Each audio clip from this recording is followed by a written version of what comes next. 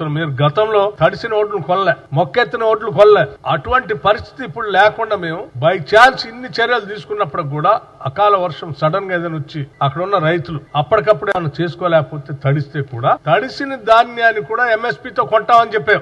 ఎక్కడా ఒక్క గింజ కూడా వదిలిపెట్టామని చెప్పాం.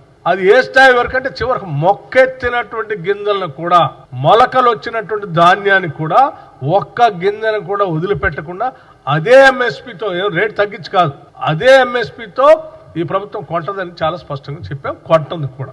ఏ రైతు ఆందోళన చెందొద్దని మేము చాలా స్పష్టంగా రైతులకు చెప్తా ఉంటే మీరు ఆ పక్కన తడుస్తా ఉన్నాయి, రైతులు అన్యాయం అయిపోతా ఉన్నారు అని వాళ్ళని భయపెట్టి భయభ్రాంతులు గురి చేసి ఒక రకమైనటువంటి ఒక ఉద్రిక్త వాతావరణం, రైతుల మనసుల్ని ఆందోళన చెందేటట్టుగా చేసే పరిస్థితి మంచిది కాదు. దయచేసి మీరు మీ ఆనందం కోసం రైతులను ఇబ్బంది పెట్టకండి. మేము చాలా స్పష్టంగా ఉన్నాం. ఎన్ని లక్షల మెట్రిక్ టన్నులు పండినా చివరి గింజ వరకు ఈ రాష్ట్ర ప్రభుత్వం కొంటది.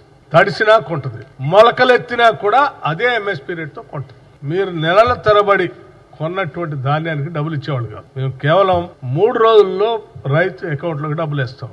నెలల తరబడి రైతులకు డబ్బులు ఇచ్చేవాళ్ళు కాదు. మేము 3 రోజుల్లో రైతులు ఆ ట్రక్ షీట్ పట్టుకొని మిల్లర్ల చుట్టూ తిరుగుతూ వేసిన కాటా వేసిన ధాన్యాన్ని మా 10 కేజీలు తీశారు, లేకపోతే అది తీశారు ఇది తీశారు అని చెప్తూ వాళ్ళు డబ్బులు ఇవ్వకుండా మిల్లర్లు బయటికి పంపిస్తూ, లేకపోతే సివిల్ సప్లైస్ వాళ్ళు డబ్బులు ఇవ్వక రకరకాల ఇబ్బందులు పడేవాళ్ళు. ఇవాళ ఏ ఇబ్బంది లేదు.